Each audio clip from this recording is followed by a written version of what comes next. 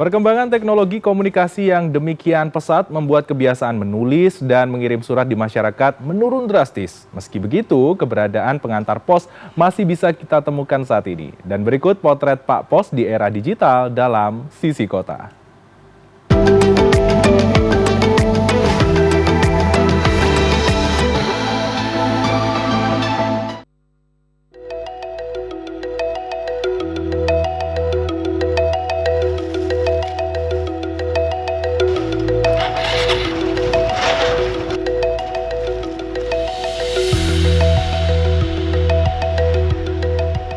Di berbagai sisi kota, termasuk di kota Bandung, Jawa Barat, saat ini wajah tukang pos memang tidak sering terlihat. Jumlah pengiriman surat menurun seiring perkembangan teknologi komunikasi. Berkirim pesan melalui telepon genggam dirasa jauh lebih cepat, irit, sekaligus juga praktis. Sejumlah warga di kota Bandung mengaku sudah sangat jarang bertemu dengan Pak Pos. Mereka lebih akrab dengan kurir ekspedisi daring dari berbagai marketplace. Namun beberapa dari mereka menceritakan pernah menggunakan jasa Pak Pos untuk berkirim surat.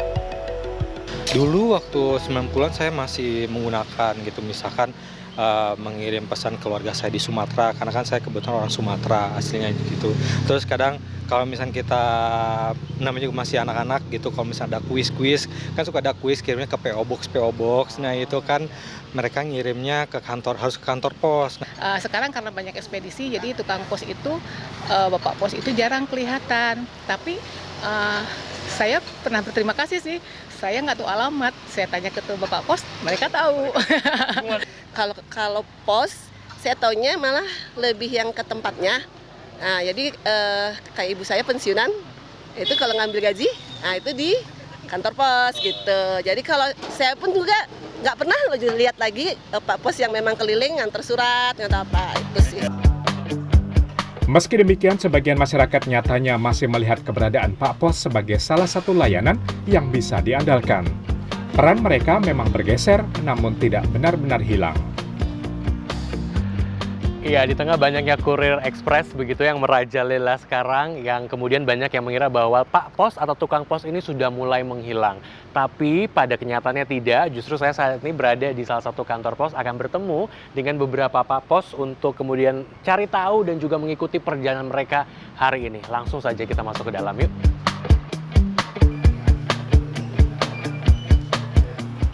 Firman Fernando sudah 9 tahun bekerja sebagai tukang pos. Setiap hari ia berhadapan dengan berbagai kiriman, mulai dari surat hingga paket barang. Sebelum berangkat mengantar, ada satu hal yang perlu dilakukan, yakni proses penyortiran. Baginya, penyortiran menjadi tahap yang paling penting karena akan membantu memetakan wilayah pengiriman.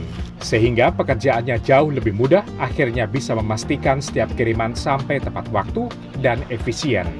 Kalau itu udah ditentukan per wilayah, jadi kita biar memudahkan menemukan alamatnya dan ke titik A ke B itu biar cepat gitu. Jadi kalau misalkan kita dari Buah Batu misalkan ke kelurahan Cisaran dan Enak kan jauh, jadi kita udah di per wilayah dipersempit biar memudahkan dan biar cepat juga sampainya gitu. Cerita lain datang dari Juna yang juga bertugas sebagai tukang pos. Ia mulai bekerja di siang hari setelah seluruh paket kiriman dipastikan siap. Sepeda motor menjadi kendaraan yang selalu menemani Juna menjalankan tugas. Dalam satu hari, ia bisa mengirimkan 50 hingga 100 paket. Wilayah pengantarannya meliputi kawasan Soekarno-Hatta, Kawaluyan, hingga Kiara Condong, Kota Bandung. Meski relatif mudah dalam proses pengantaran, tetap ada tantangan saat melakukan pengiriman. Kalau misalnya cuaca, kalau hari ini hujan, otomatis kan diantaranya besok lagi. Sedangkan publik kan dibutuhin hari ini, paling gitu mas. Apalagi musim hujan sekarang. Apalagi sekarang musim hujan kan. Banjir gimana? Sama banjir juga, paling dibesokan lagi. Ada beberapa titik ya? Iya, di depan juga banjir. Salah satu tukang pos senior, Jan Taris, menceritakan pengalaman ketika masih bertugas di lapangan. Sosok yang kini sudah bertugas di dalam kantor ini memulai karir sebagai Pak Pos sejak tahun 2001. Lebih dari 10 tahun, ia berkeliling kota mengantarkan surat. Kalau perbedaannya jauh gitu mas, karena kalau dulu itu surat itu banyakan korporat dan surat, terus ada masih kiriman pakai perangko itu banyak. Sedangkan sekarang tuh rata-rata logistik paketnya, kirimannya ya, Pak, ya? logistik. Paket-paket gitu ya, bukan surat lagi apa iya, ya? Kalau itu tahun berapa, Pak? itu dari tahun 2002 sampai 2015-an itu surat itu masih mendominasi. Apalagi sebelum 2000-an ya, Betul. surat semua ya Pak ya. Kemudian yang kedua Pak, apa tantangannya dulu ketika berkirim surat? Bedanya dengan sekarang? Kalau sekarang kan mungkin ada GPS dan seterusnya Pak. Kalau dulu gimana Pak? Kalau dulu tuh karena kan nggak ada GPS, terus nggak ada teknologi kayak seperti sekarang. Kalau tidak ada, paling kita interaksinya sama RT, sama RW. Nah gitu, makanya dulu pegawai pos itu dekat sama pengurus setempat RT RW karena sering berinteraksi. Total di wilayah Bandung ada lebih dari 100 Pak Pos yang masih bertugas. Menghadapi era digital, Pos Indonesia terus mencoba beradaptasi. Salah satunya dengan cara berkolaborasi dengan berbagai platform. Dalam operasional perusahaan saat ini, keberadaan tukang pos tetap berperan penting dan menjadi ujung tombak pengantaran berbagai paket kiriman, terutama di wilayah 3T, tertinggal, terdepan, hingga terluar Indonesia.